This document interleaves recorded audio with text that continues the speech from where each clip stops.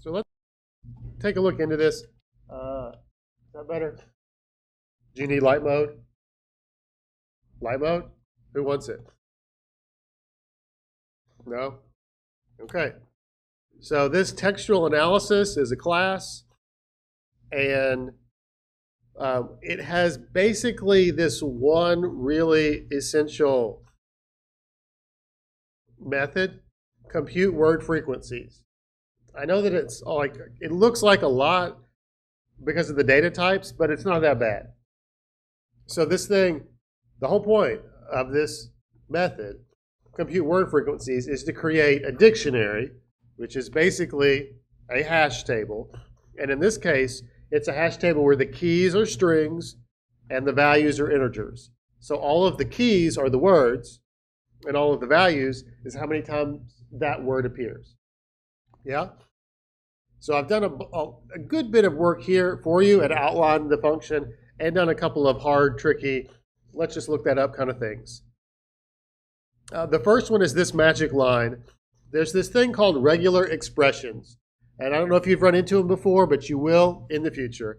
And it's a language for defining textual patterns, string patterns. It is kind of archaic, and it almost looks like how to create a really strong password. You see this little magic string in here? On the whole, I would suggest referencing an external tool / AI to make sure you're writing these correctly. But just like to give you just a little taste of regex, this expression right here is going to find any character that's not a word character or a space character. So /W is a word character. So those would be like letters. I guess it would probably include numbers too. And /S is like a space character. This caret beforehand says not the things that come after me. You with me? So this is the way I'm trying to get all the punctuation characters, and instead of listing out all the punctuation characters, I'm just saying anything that's not a letter or technically a word character, which is defined in their regex, or a space character. Anything that's not that matches this regex expression, and I'm going to replace any character that's not a word and not a space character with nothing. So I'm basically removing it. Does that make sense? So this one line is a much cleaner way of doing that. So now I have a clean string. Next, I've got this sweet sort of one-liner using methods that are chained together. So I'll lowercase the string, I split it, and by default, it splits on space. And then I also say, I have this where filter where I'm saying for every string that's in here, only include the strings that are not empty.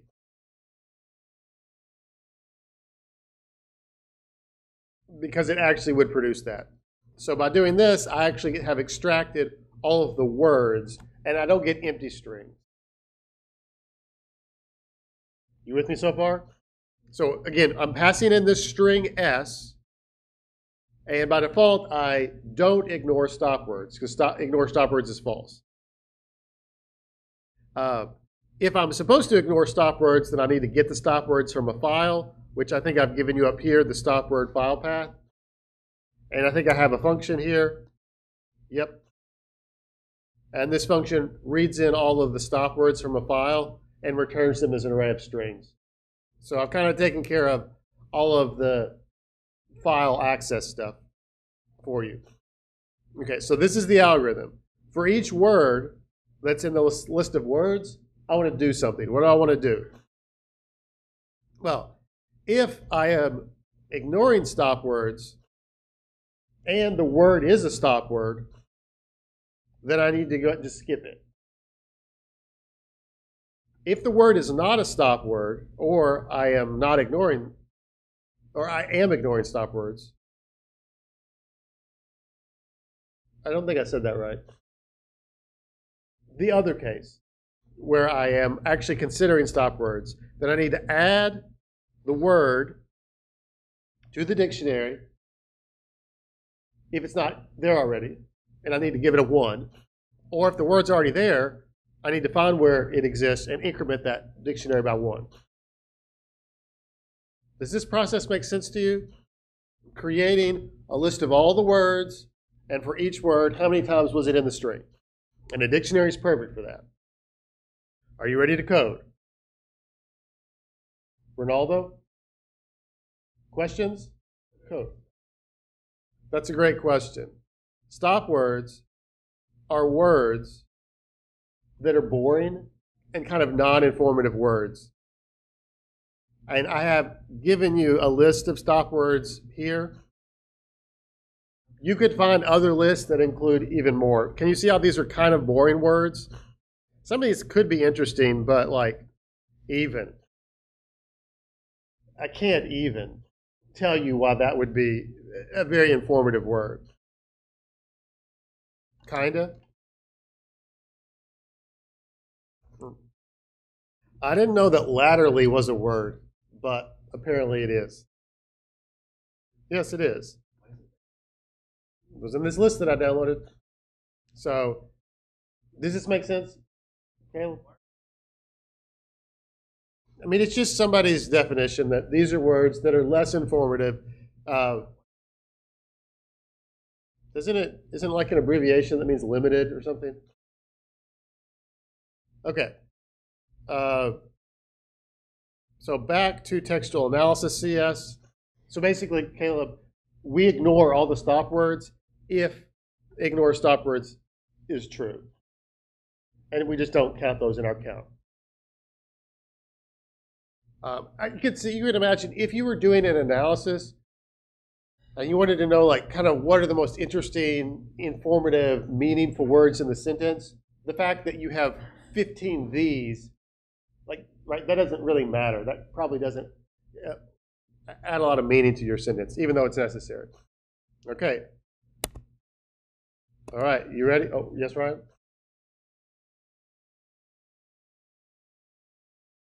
Are they?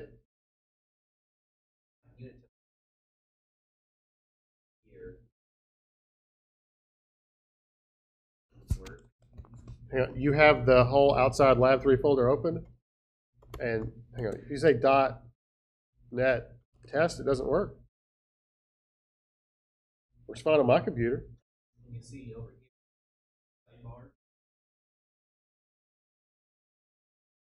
Are you sure you open Lab 3 folder? Is anybody else having this issue? You can run tests? Like, so you open the folder Lab 3, Ryan? CIS. Okay. And so the folder, the root folder has mean mode set, string utils, text analysis, unit tests, git ignore, Claude MD, Lab 3 SLN. Oh, did I not put the Claude MD file in? Okay. Let's look at it after the fact. Okay, Ryan. Okay. We will get you able to test it. Okay. So I've written kind of the pseudocode out in English. How do we for each over every word in the list of words? For each word, nope. This isn't Python. What are you doing? For each var word in words. That's the C# way of doing that. Okay. So now I'm going through each word one at a time from the words that I extracted here and cleaned up. So I've removed all the punctuation and I've lowercased all of them. Is that okay? Is that visible? You good? So now I'm going through all of them. I need to now say, are you ignoring stop words or not? So if ignore stop words, I think I would say if you're not ignoring stop words and the word is a stop word. So this is the place where I would need to check, is the word in the list? So the naive way of doing this would be to say stop words, because I already extracted them into an array, dot, isn't there a contains? Does it contain the word? Yes.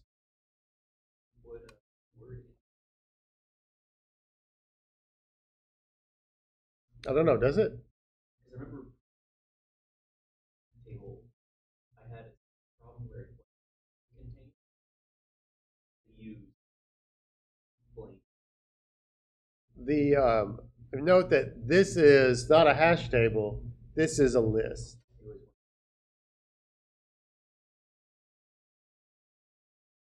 You tell me, is this not going to build? Oh.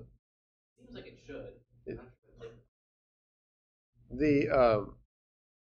Well, let me put a couple things in here. This is not the way I want you to do it. Because this is a list. And since it's a list, if you do contains, the only way that it can check if a word's contained in that list is to do a linear search through all of the words in the list, in the stop word list. And that means it's going to do this linear search through the stop words every time that it checks a word. Do you remember what we said? What would be a faster way of doing that?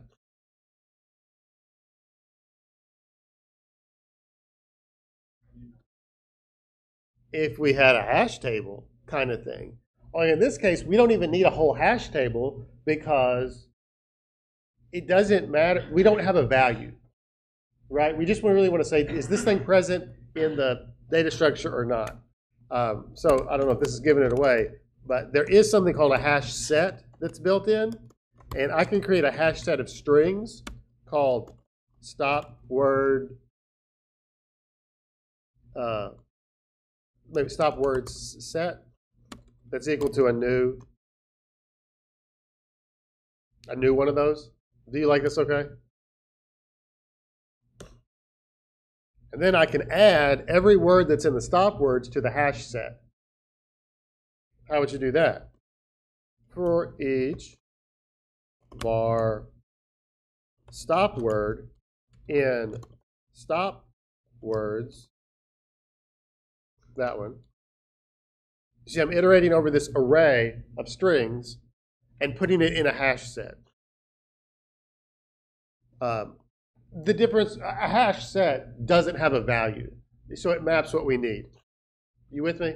A dictionary would be overkill because we're not storing anything. It's just, is the thing present or not? So I want to say, what's the set thing called? Hash word set. Hang on. Sorry, stop word set. Stop word set dot, surely there's an add, yeah. And I want to add the current stop word that I'm on to that. Does these couple lines make sense? So creating a new hash set and then adding every stop word to the hash set. If we have this, then I can do this line much more efficiently. I know from the code you can't tell, but because we know about data structures, have I mentioned data structures in this class? Data structures, data structures, data structures. Now I have mentioned it 3 times, maybe 4. If we use the right data structure, we can turn this thing that would be a linear search over all the stop words into a constant time search, because we'll just jump right to it. We'll hash the word and say, yeah, that's in the hash set or not. So instead of doing it this way, I can say stop word set dot, surely this has a contains, doesn't it? Yeah, this guy contains. I would think that would do the same thing that in does, Ryan, but I don't know. So I want to say, is the word in the hash set? Hang on, I want to see. You're saying, Ryan, that I can just type word in stop word set?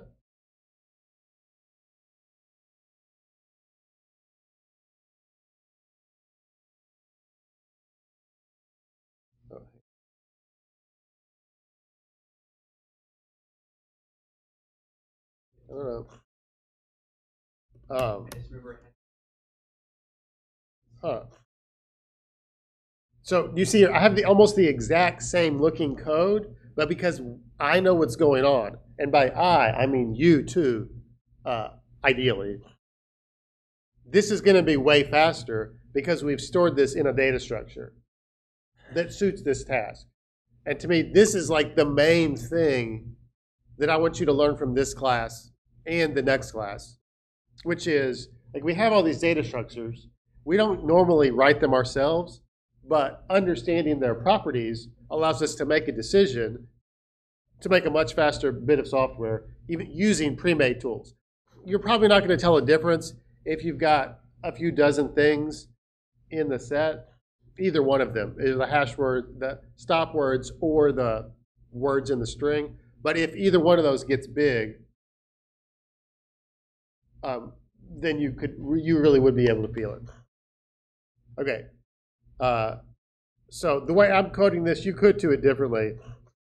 I want to skip this word in either of these cases.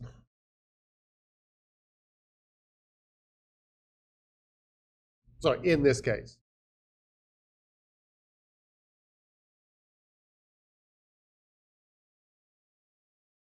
Am I thinking about this right? So, yeah. You guys know continue? Continue means just skip the rest of this iteration of the loop, but we'll stay in the loop. We just won't do whatever comes next.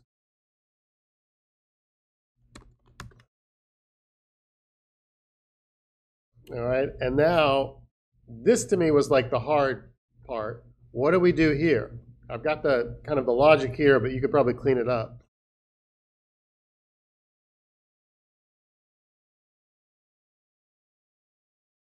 So now we definitely want to add or increment this word to our word counts. What would be, how would we do that?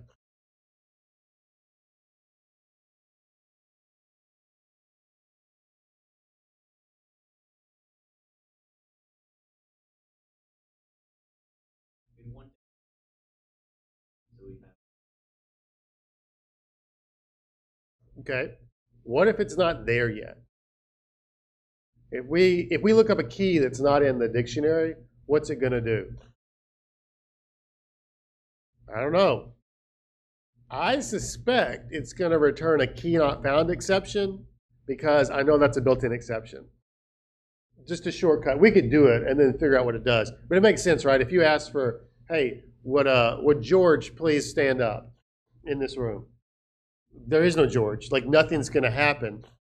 Slash, if I now then begin to say, George, what's your birth date? Like that doesn't make any sense because there's not even a George. So how could he have a birthday? So I would say maybe first we say if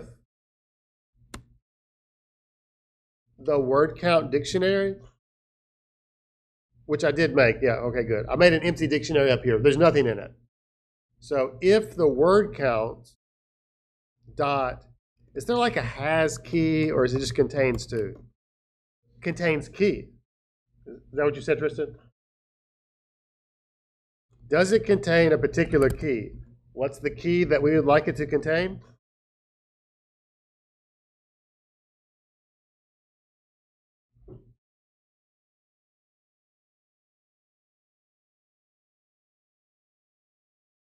You want to say the word? It's word, yeah. Does it have the word that we're looking for? So you remember, like, imagine we did all the faith he had no effect on him. So we might be looking at the word if. And we're going to say, is the word if even in this word count thing? It's not going to be the first time. So if it contains the key, we're going to increment the count. If it doesn't contain the key, what are we going to do?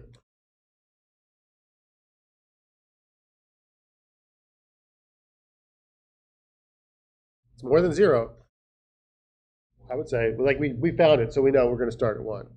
So we're going to add key slash like this is the word, which is the key, with count / value of 1.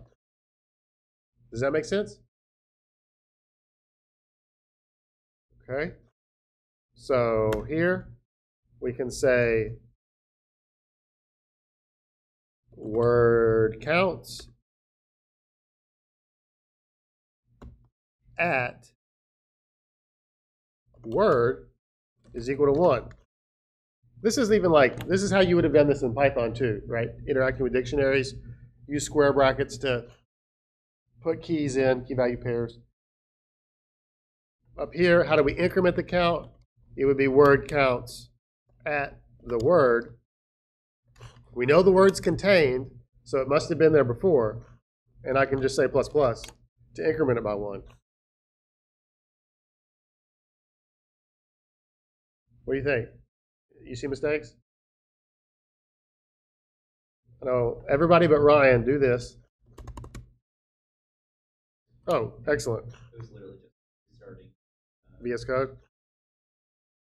Well, I used to fail 41, and now I only fail 39. So I guess that's a win.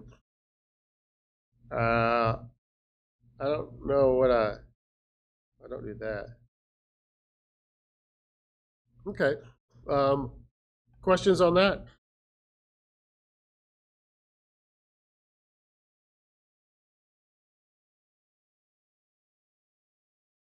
Yeah. Oh, here. And notice I already had it set up where it did return the word count dictionary.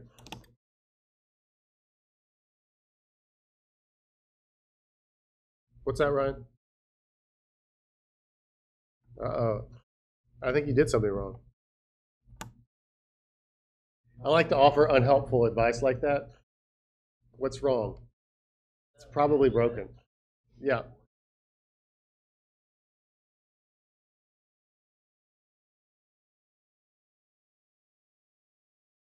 Did you create this hash set string? Does it make sense what a hash set would look like?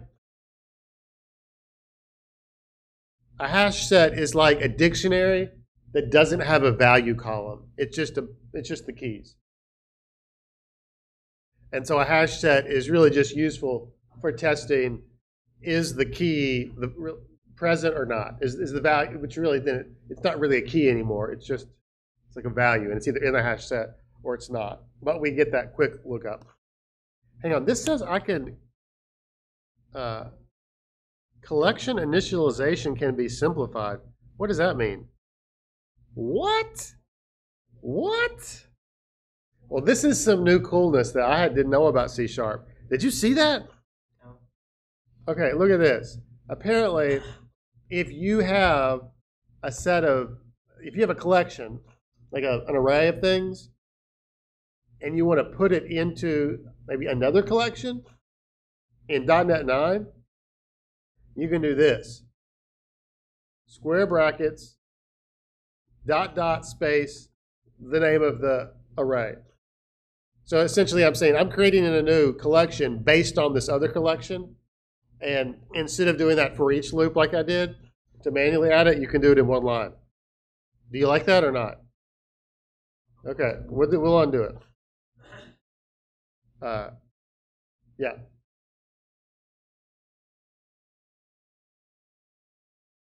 Class?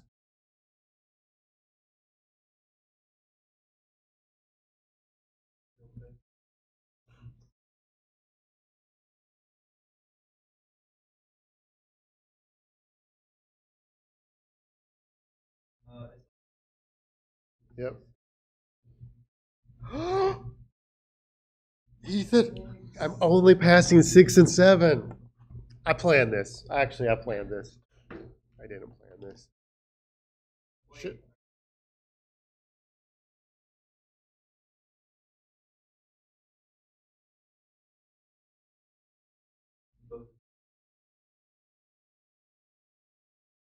you know what it probably is, Ryan? I bet you're doing something wrong. I'm sorry. I'm sorry. Is it too much? Okay. It works fine on my computer. Do you guys know the works fine on my computer joke? Yeah. Yeah. It's a classic kind of DevOps problem where you're saying like, that's fine. We'll ship your computer to the customer so that they can run it correctly. It doesn't help that it just works on your computer. It's clearly a configuration problem, and it has to work on the other computer. Yeah, Caleb. I was like, I'll bring it back. So we got, and I know it, and he fully stalls out there, and it doesn't respond. All is. Mine stopped working. He's like, I mean, I have my computer over there. What do you do?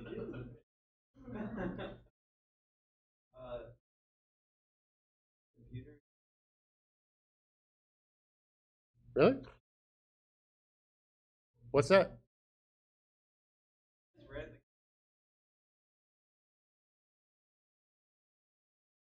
well, I mean, But you passed 5A and 5B? Yeah. Did you did you clone it really early after it came out yesterday? Just now? I think I changed 2 of those tests yesterday, and I don't know if maybe other people might have the later test or the earlier test. If they pass though, are they going to pass? Wait, let's just see it, Cecily. Is it 5A? Do you have? This is the difference that I've made. In 5B, does it say true at the end? This is 5B, line 102. It does say true. Does everybody say true? Tristan, does yours say true?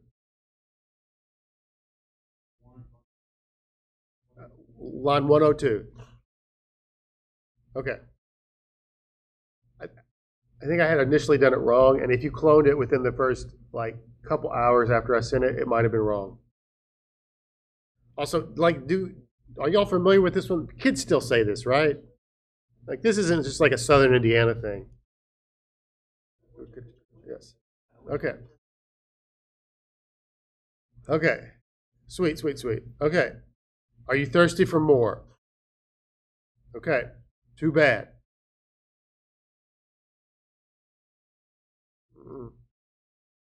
All right. Notice this sweet, sweet thing. It might seem like I also, there's another whole function here where you compute word frequencies by reading in a file. In this case, you pass the path and still this Boolean ignore stop words. But you'll note there's a method on the class file called readAllText, which returns all the text in a file as a string. You see in this sweet one-liner?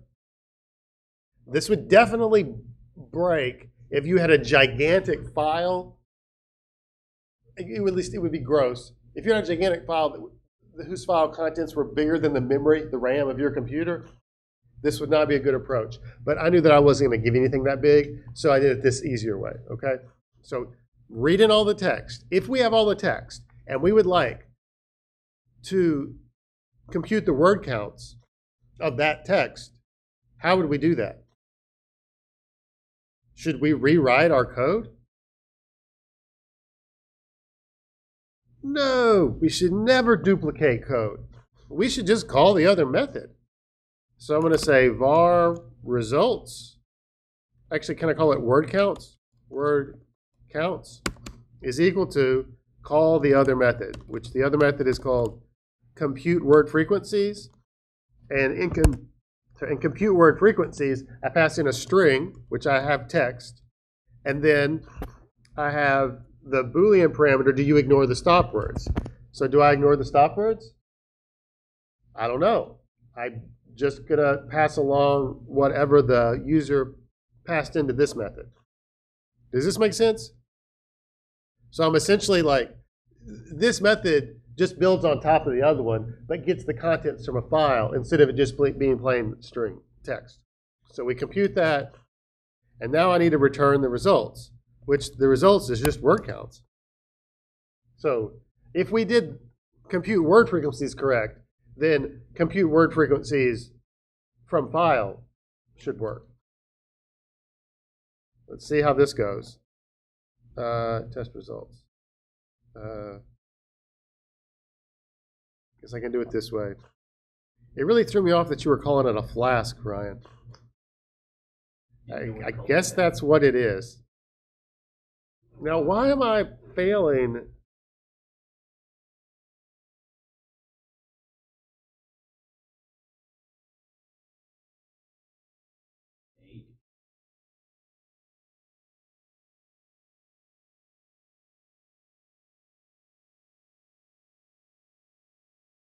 That makes me think I got an issue in my test, kind of. I get how, I mean, we're doing all this invisibly. It might be, like, you might want to debug this and see what it looks like, what your word counts look like. For now, for the sake of time, I'm going to defer that. And I would really like to consider another one of these harder problems. Can we look at the string utilities? So let's switch to string utilities. And I'd like to show you this kind of interesting thing.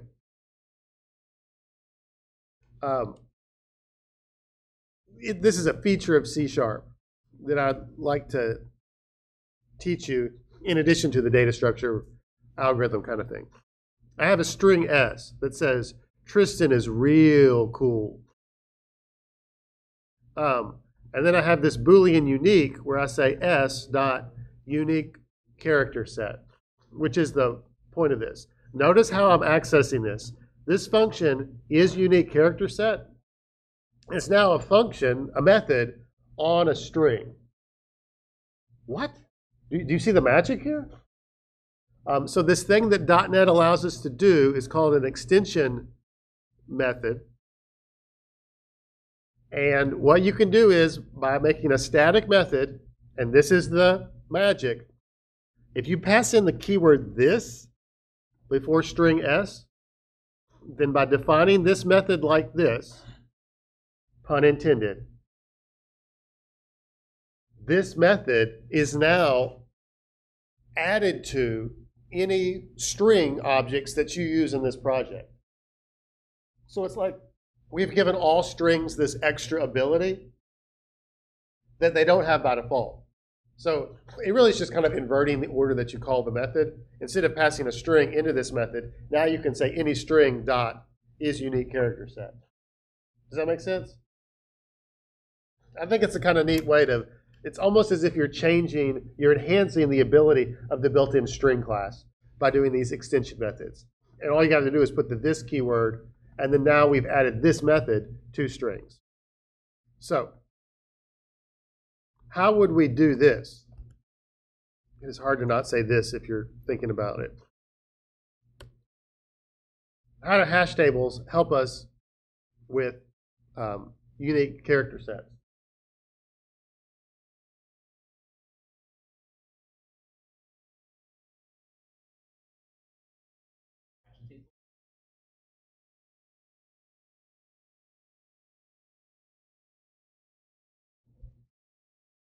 Yeah. So the essence, I think what we could probably use is we don't need a key value. We really just need one column. Really, it's just a set, not a dictionary. Are you with me? So that hash set that we used before seems like a useful tool here. So if we created a var hash set, a hash set of characters,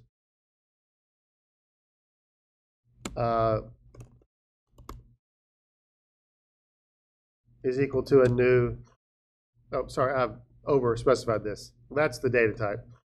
That's equal to a new hash set of character. So I'm going to have a hash set of just characters. And I'd like to, for every character in that string,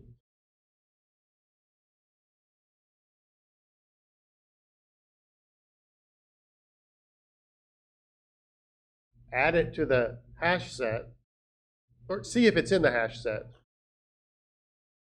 If it is, what should I do?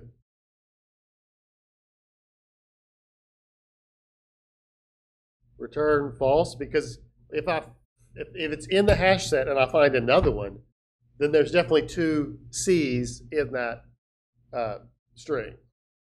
If I find one and it's not in the hash set, what should I do?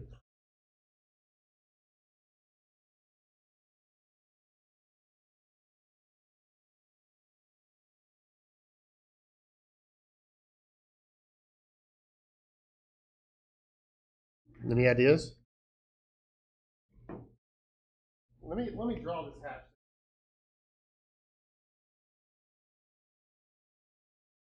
Draw it first.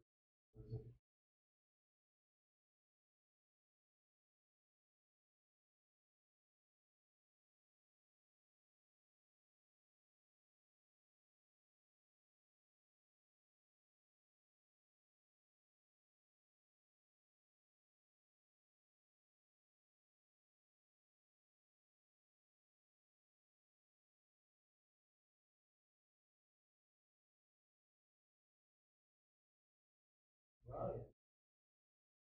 The hash of R. That gives me some number. And then I have to make R fit into 0 through 30. Yeah? This actually is a nice example of direct hashing. If I'm only considering letters, and I'm only considering lowercase letters, basically case insensitive, which I think is that what I put in the document? Then we can kind of imagine I only need 26 boxes, and I know that whatever your value is, that is your hash. Whether it's the ASCII value or you can imagine it's just the order that it is. So let's put R here. Y, right? Y, A, A. Every time I find a letter, I add it. If the thing's already there, when I find it again, then I know there's a duplicate. So if I had in fact writer, then when I get to this last R, I would say, is there an R here? There is. Oh, we must have had unique. You see how we're, this is better than our nested for loop where we say, remember how we did this before? We said, okay, there's an R. Are those the same? Are those the same? And then if you make it that far, which we would, like this guy, is this the same? Is this the same?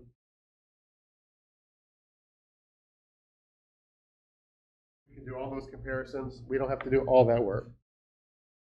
Okay, so this is the essence. If,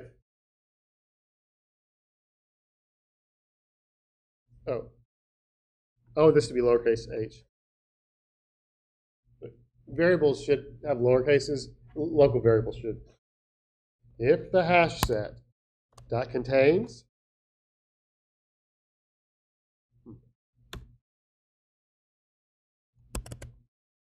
what? The current letter. Yeah?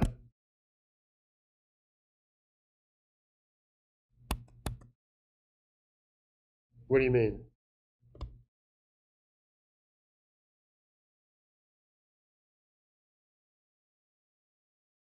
But I need to know if it is there or not. Don't I,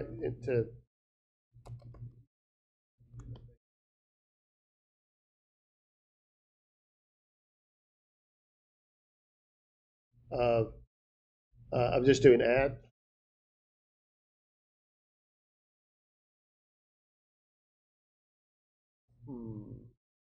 I feel like that's the information I want to know if it's unique or duplicate. Oh, you're saying take the result, the return value of add as the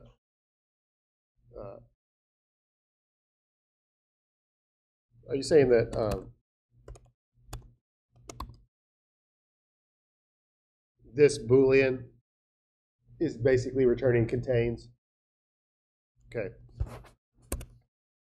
I feel you. I don't like that. This feels more readable to have contains. but you do it however you want to. I realize we need this in a for each loop, right? So I need to say for char letter in the string s, and then iterate over every letter in that. And I'd like to say, does the hash set contain the letter?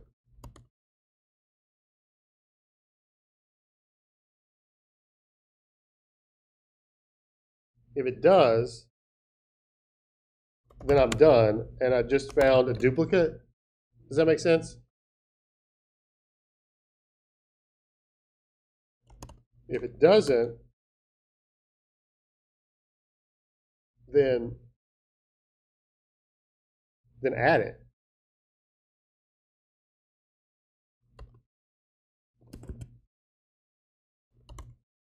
So, Tristan, you're saying that you can say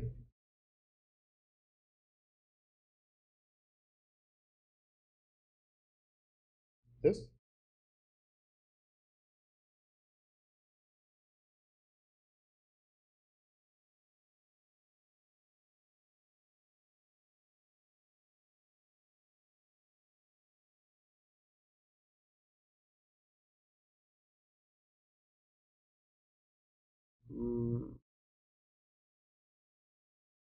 Do you like that better? I don't know. I like how it's concise, but I don't know. I would have to it would take me twice as much mental thought to figure out what that's doing. Maybe I'm stuck in my ways, but to me this is clear. Thank you though. I appreciate that.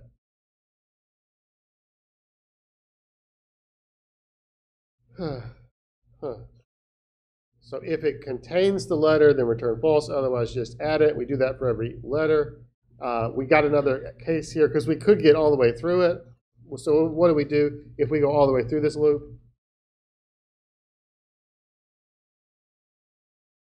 Return true, because apparently it was a unique char set.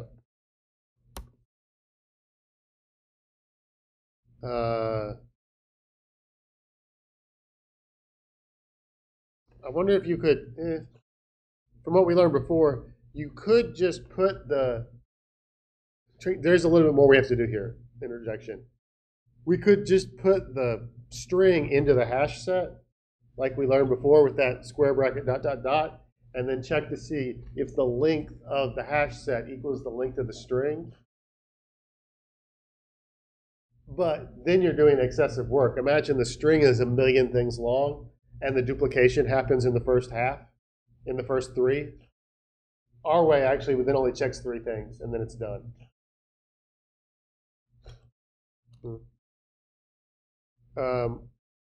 If you look at the document for this, have you all read?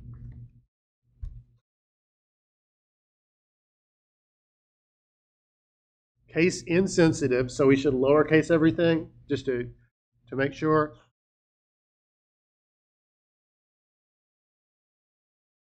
This document isn't readable?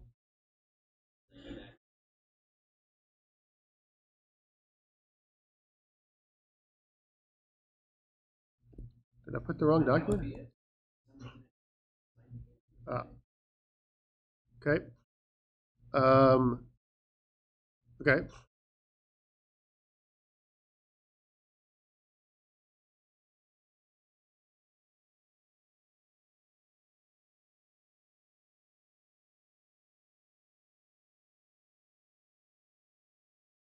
Okay, I'm going to add one thing to this because I think probably my tests depend on it. I'm not going to count spaces in this.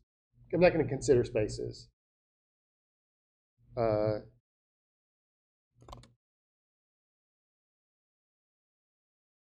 if you had 2 spaces, it doesn't count as, those don't count as duplicates. You with me? So with that in mind, how would we fix this?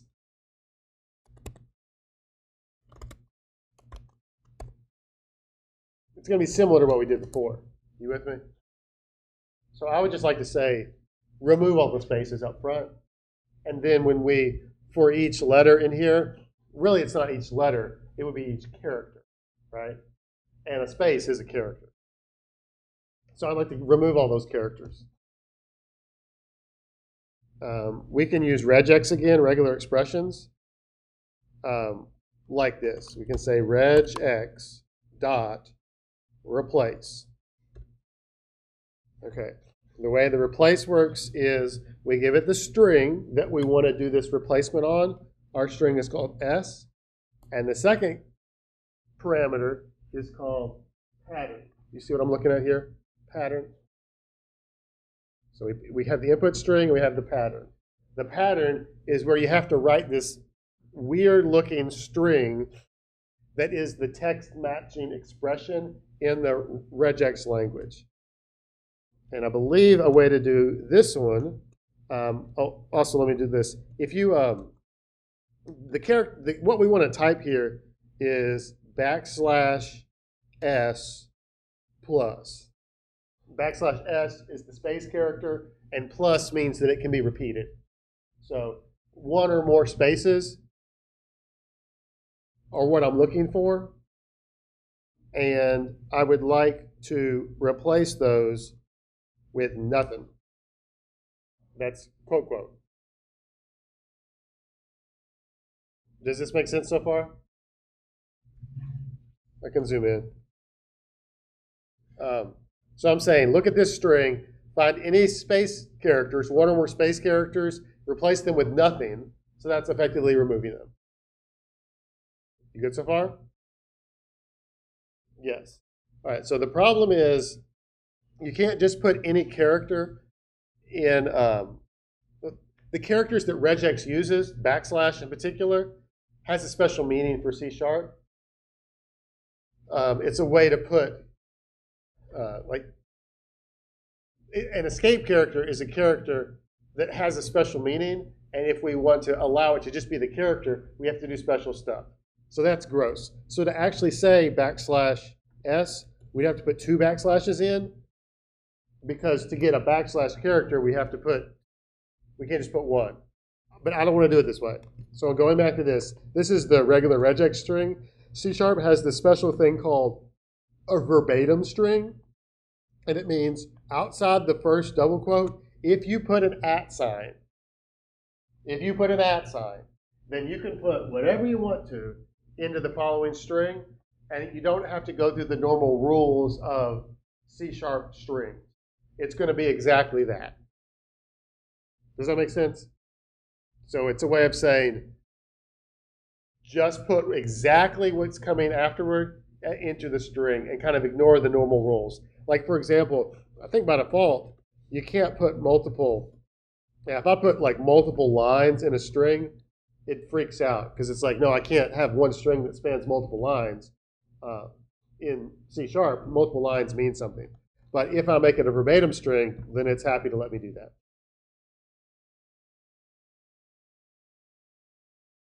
The opposite of what?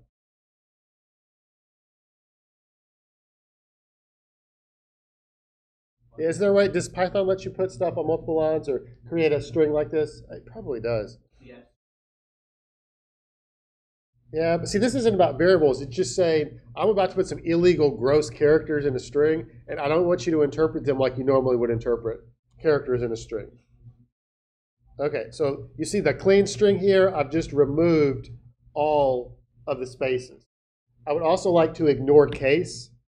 So to me, the easy way to ignore case is to, after I've done this, just take everything to lowercase, put that in the clean string, and now down here when I iterate over all the letters in S, just do it in clean string. Does that make sense? So I might have typed in IN.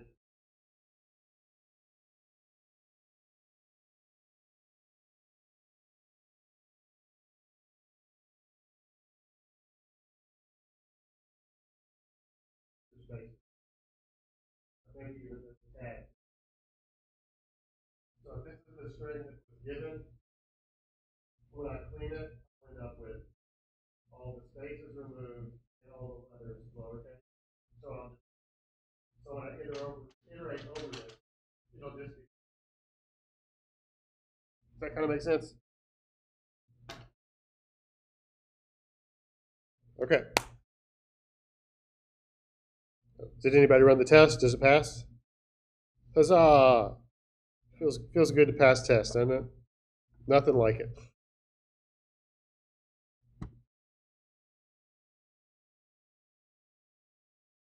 Okay.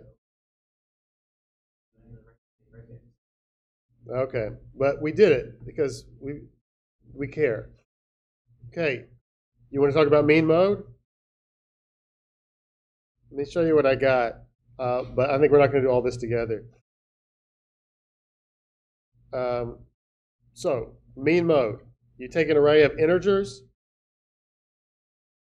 you call mean mode, which says true, the mean and the mode are the same value, or false, the mean and the mode are different values, and I went ahead and wrote that for you.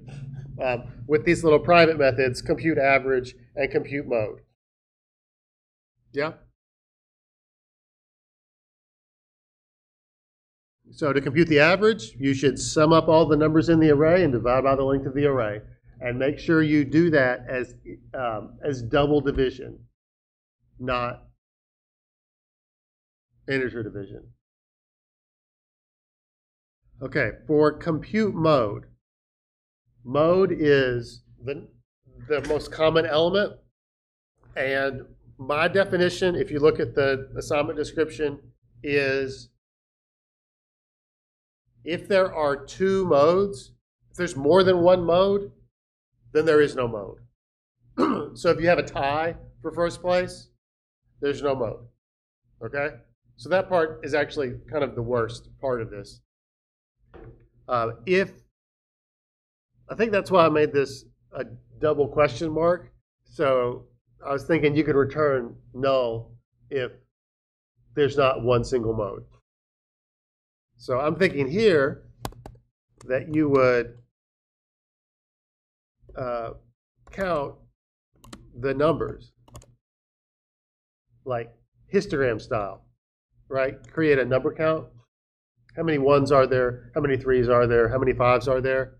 That's what we've been doing all day, right? Iterate through the list of things for each value, put it in the dictionary if it's not already there, put it with a 1. If it is already there, then increment the count. After you've done that, then, at least the way I thought about it in the past was call this function to count how many modes there are.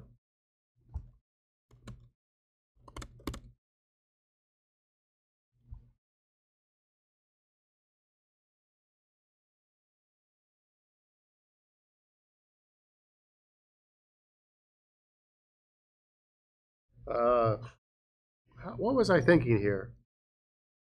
This is the number count, so that's like the histogram, and then this key value pair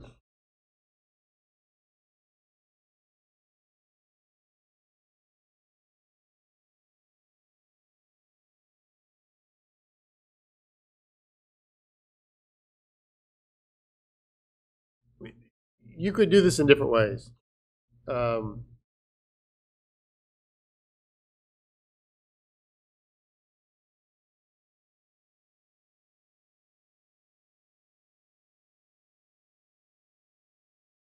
I don't even see why I need that at all.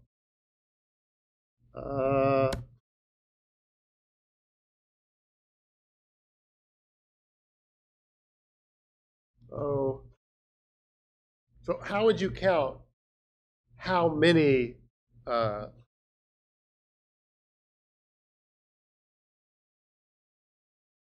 basically counting ties.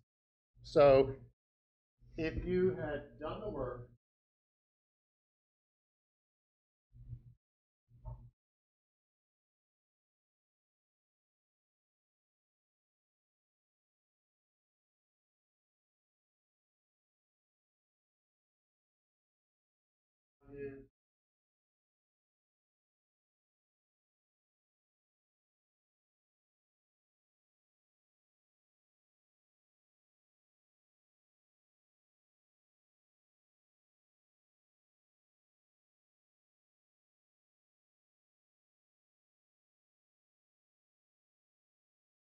So this is the count. Count and the number. So I have 1 8, 3 1s, 2 2s, 4s, 1 5. So that would have looked like there's a 5 and 3 4s. They don't have to be 2.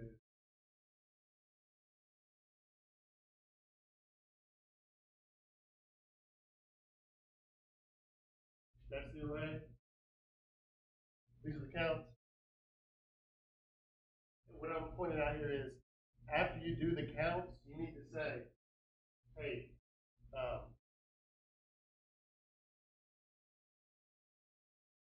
what's the mode? The mode is key that has the max value. So mathematically, 2 modes here, and I'm saying if you have 2 modes, then you have no modes, and we return no. So in some way, you've got to determine how many of these. So you can run through this list once and see the values and say, what's the biggest value in this list? Yeah. So you might, maybe this is what I was thinking of before. You run through this and say, okay, what's the biggest value in this list? It's 3.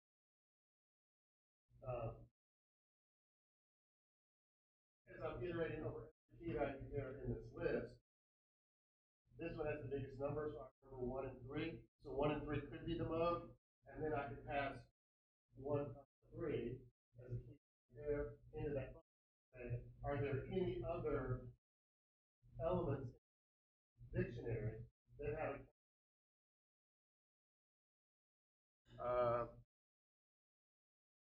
I don't know. You could probably do it without that, without actually computing the number of modes, and just say if you ever.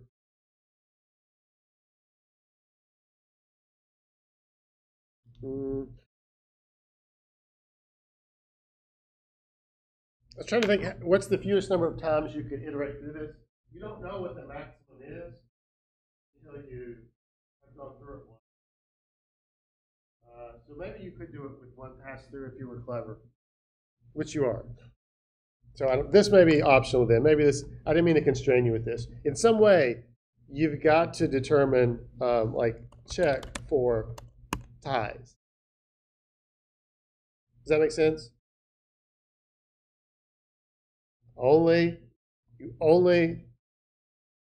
From this, you can only return 1 number. And to be clear,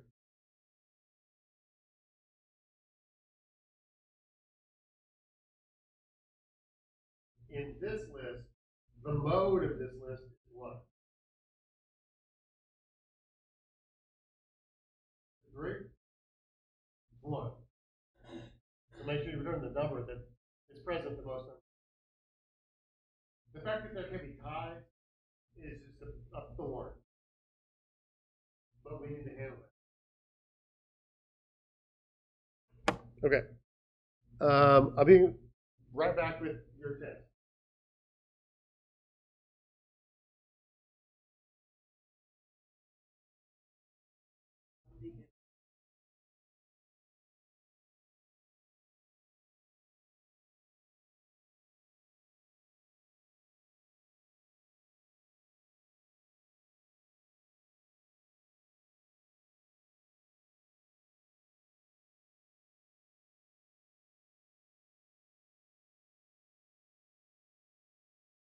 Okay, I'll give these back with the understanding that you won't share these with future people who take this class. Okay with that? Yes. But if you do, you're not going to share this test with them. That would constitute academic dishonesty. I would rather give them back to you and let you study for the final. I would also like to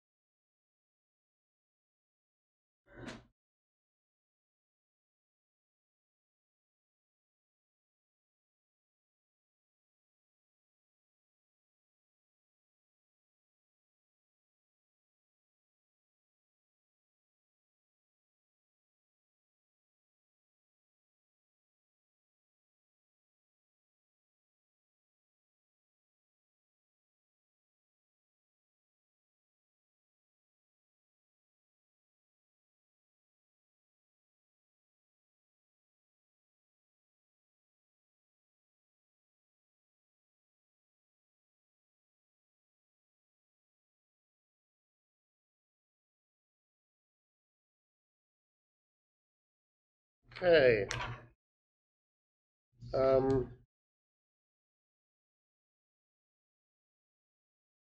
Any questions that you want to talk about publicly? Certainly available to talk privately, one-on-one, if it's more of an individual question.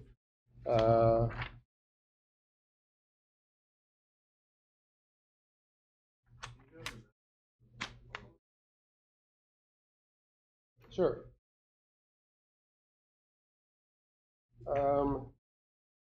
19A looks like it is big O of N. We're starting at the third thing and going to the end of the string. I'm doing a check. B looks like it's N squared because there's a nested for loop, O of N squared. C is a little tricky. Do you see the inner loop? We changed K to be K divided by 3. So that is logarithmic. The outer loop is linear, so that would be N log N. No, it's big O of N log N. N times the log of N. And then D is O of 1, constant. Does that jive with y'all?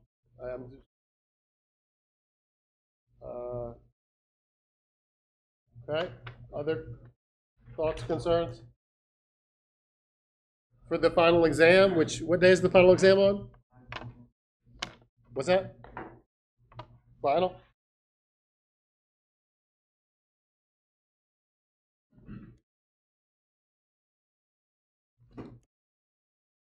I have it as Tuesday at 3 o'clock. Tuesday at 3 o'clock in this room. Tuesday at 3 o'clock. We're going to be here, right? So it will cover, it will be comprehensive. So studying this test would be a good idea.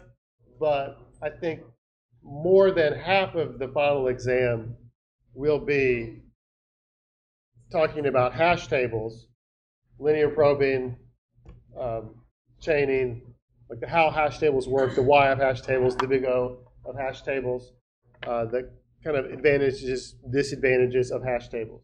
Yeah.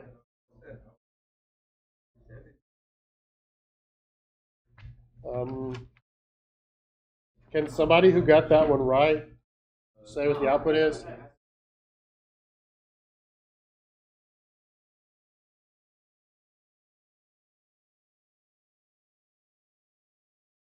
For the final, make sure that you have looked through the Xi book to know the key terms about hash tables. Those aren't a lot of points, but I get they might be like, oh, I don't even remember talking about double hashing or mid-square hashing or those just like whatever. Yeah, just having some vocabulary is helpful. Definitely make sure that you could do a problem like numbers 17 and 18 for a linear probing hash and a chaining hash. You with me? Like draw it out and show me with the internal structure of the hash table. Likewise, being able to tell me what the output would be of running that code. And again, on the output, if there's 5 console.write lines, there should be 5 values, 5 lines printed out to the screen. See, I think, did I give everybody that cheat sheet, that colored thing from Google? It does, to me, nicely encapsulate the data structures that we've learned this semester and some of the big O time complexities of them.